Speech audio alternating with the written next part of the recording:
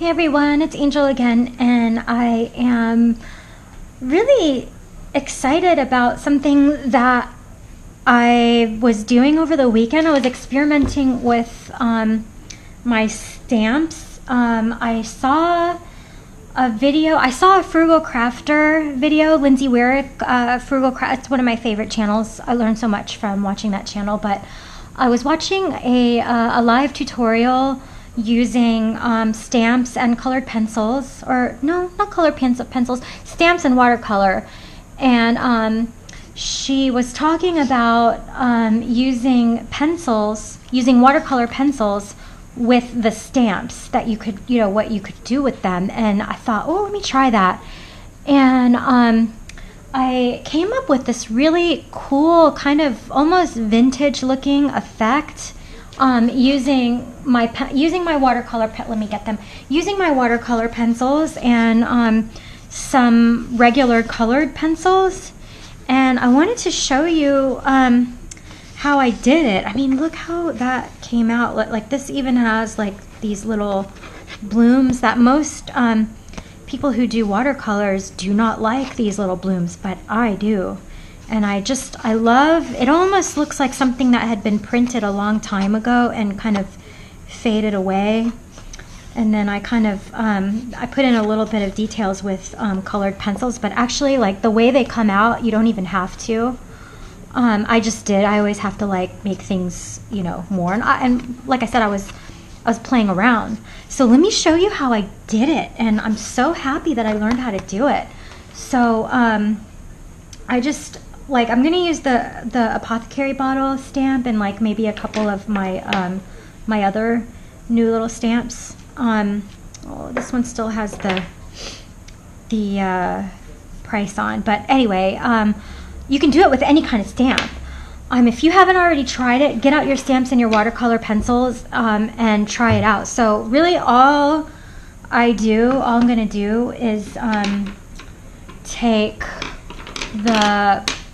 let me choose my colors first. So this is blue. It says blue. I'm trying to read the French one. Non-photo blue, which is the equivalent of like cerulean blue, or really any baby blue. I mean, any baby, like, baby true blue, like a little bit darker than a Tiffany blue. And then you just dip it, excuse how dirty this little well is, but you just dip it in the water and you just kind of color the stamp where you want the color to be. And I'm just gonna randomly do it, and there's really no way of like messing this up. I mean, no matter what you do, it's gonna come out beautiful.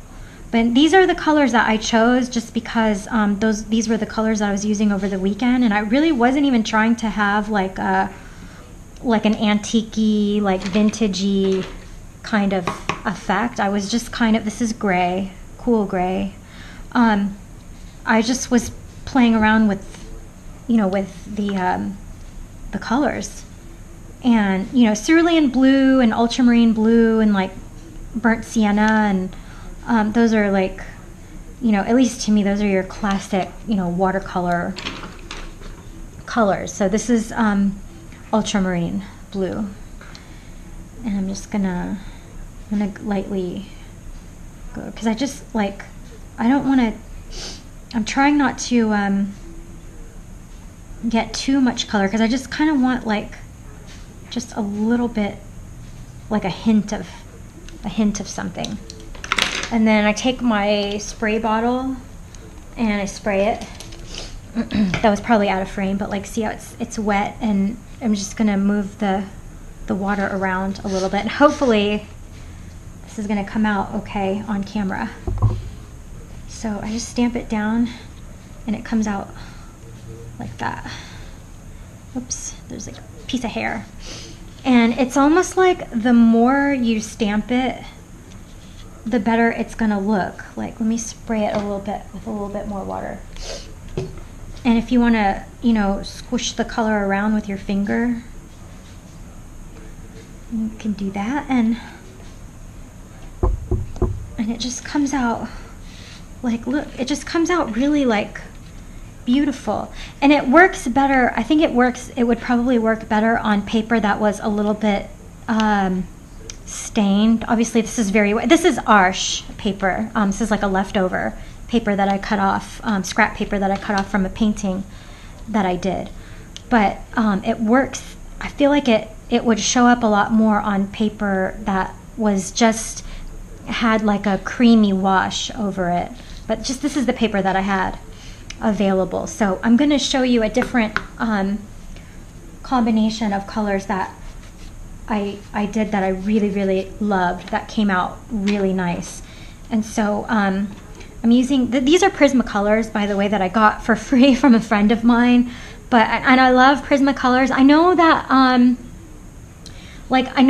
that there's better watercolor pencils out there, but what I love about the Prismacolor brand is you can get things individually, and that goes with their regular colored pencils too, at least from the store that I go to. But I'm using, this color is called Terracotta, and it's just a little bit more orangey, a little bit more on the orange side of the spectrum than Burnt Sienna.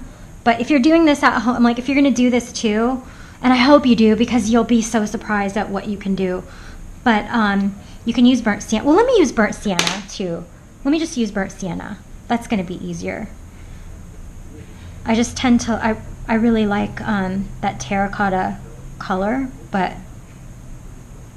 I love the combination of Burnt Sienna and cerulean blue, especially like for when I'm making like a paint. Oh wait, that's gray. I want blue. Yeah. It just gives, like, if you're doing a painting and you want the look of like old wood, it just, like weathered wood, it's the best combination ever.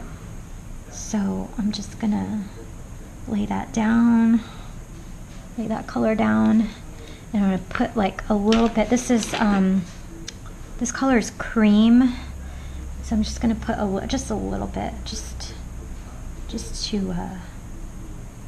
I don't know, just to change it up a little bit. So just spray that, just spray it, and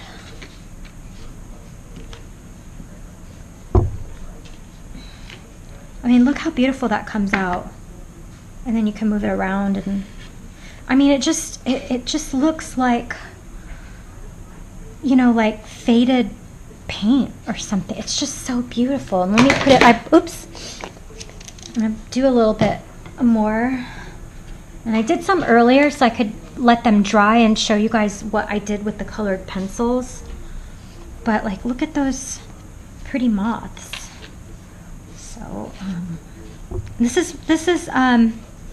is just like student grade, like watercolor paper. This is actually my watercolor journal that I need to decorate. It's a Strathmore one that I got on Amazon, of course. You know, if I had to give like a thank you speech, if I was ever given an award for something and I had to give a thank you speech, like I would probably have to say thank you to Amazon, because I get so much stuff on Amazon. But anyway, yeah, but see, look at all these beautiful like bottles that I did, and the moth. Let me show you how I did the moth one. It is so beautiful in the burnt sienna or terracotta color. And I mean, you can use as many different kind of color combinations as you want to. You know, you can do purple, you can do red, anything. Not even just for like a vintagey look, but just, you know, for in your junk journals, or like, I mean, I feel like it just gives it almost like a little like romantic kind of effect. I mean, look at that. It just gives it this really like romantic effect. And like, I was about to start chit-chattering because I do have something to tell you guys, but I just want to show you guys all this first. So I'm going to pick, like, trying to find one that's dry. Okay, so this is dry enough. This is dry. This is dry. This is dry. That's not. But I'm going to I'm gonna mess that up a little bit. And that's what I love about watercolors. Like, you can mess it up. Like, you can, like, look, I'm gonna spray that so it'll drip. And I mean, it's very subtle, you know, which might not appeal to you know, to some of you.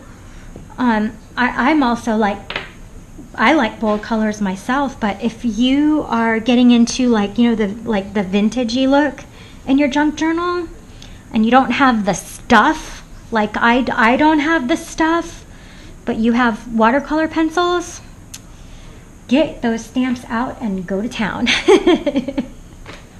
So I'm gonna show you how I got like this kind of, like, you can't really see this, but it's almost like this waxy like finish. And that's what I love about Prismacolor pencils is they have like a waxy kind of texture to them.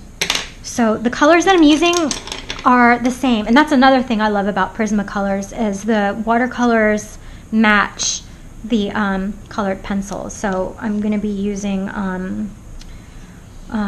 blue, that French blue, but that's a cerulean blue, but like, see it, or true blue.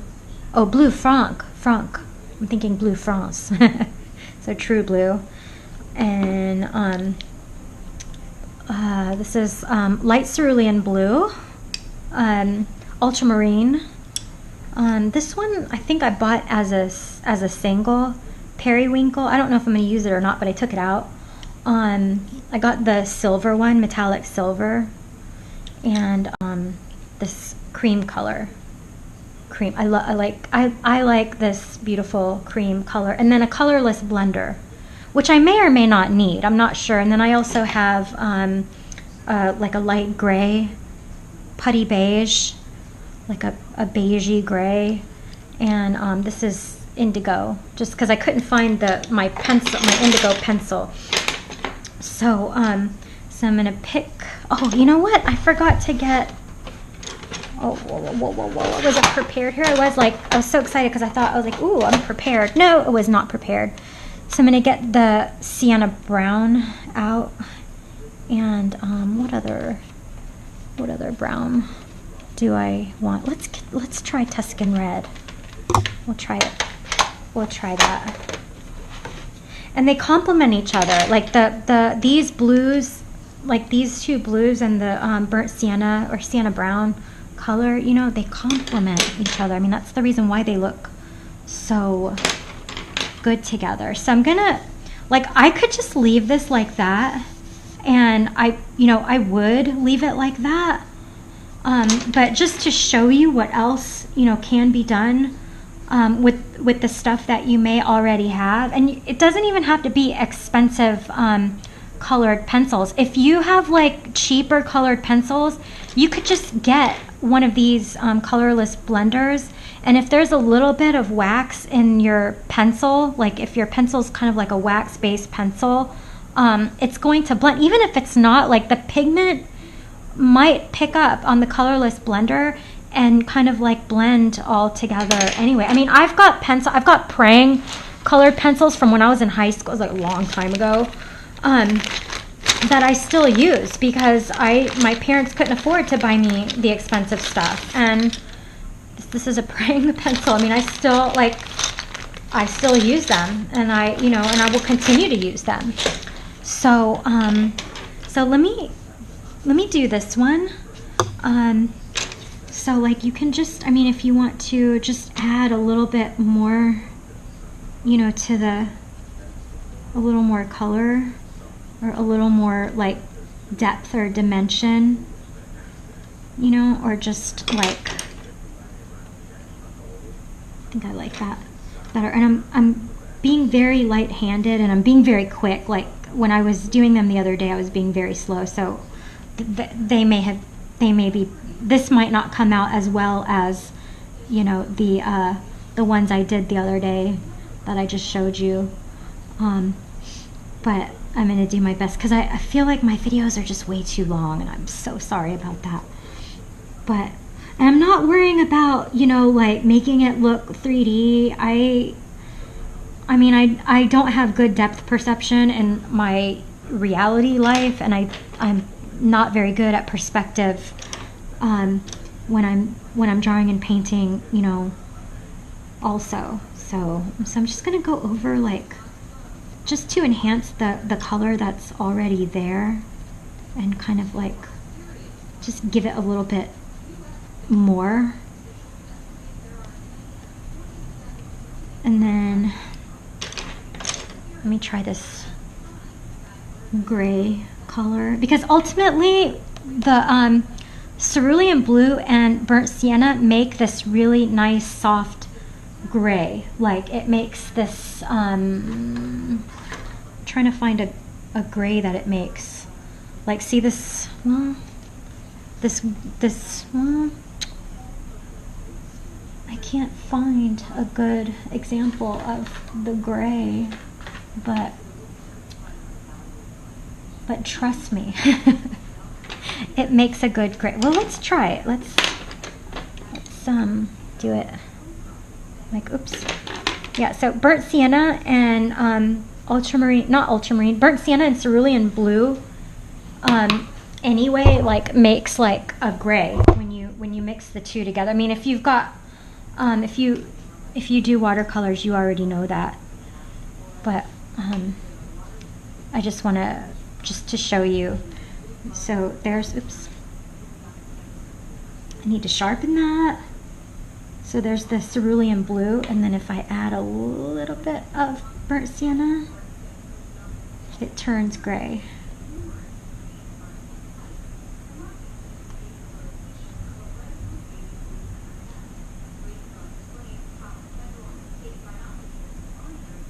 And I kind of like, I like when I'm using pencils, and I'm still learning how to use my pencils. Like, see that pretty gray that it makes? This gray is a little bit on the brown side, but I love this. It's like a weathered kind of gray. I love that. And you can even, you know, you can go over it with, you know, go over the stamps you made with it. So so now that I've colored that a little bit, well, let me add a little bit more of this putty gray, because I kind of want, I just want a little more, and I'm not going to worry that I went over. So then I'm gonna take this colorless blender. Let me make sure it's clean. I think I was blending something green. Actually, let me get the one that the big one that I have.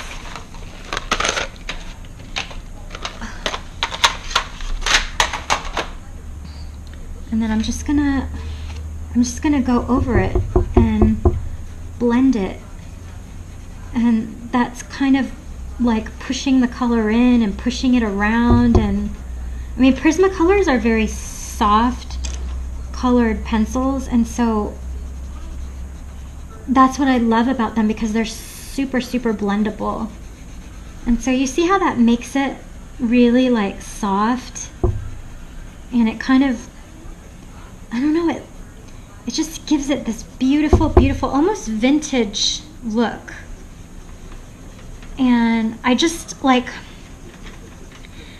joined a pen pal group, like you know, a junk journal pen pal group online, and but I haven't asked for a pen pal just yet, because you know, everybody that's in this group, they seem to be doing a lot of, like, you know, more on the, you know, vintage stuff, and like finding vintage papers and stuff, and I'm so in love with that. I'm so in love with that.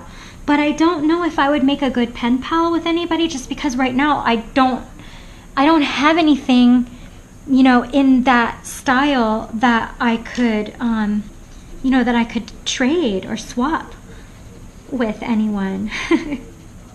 I don't know if my crafting style would match, you know, with with anyone. So so yeah, and then so that's what I did, and that's how I got that pretty like effect. And like another thing that I like to do is to take like this cream color and use that as my blender, because that kind of dulls down, you know, if the color is a little bit too strong, it kind of dulls it down.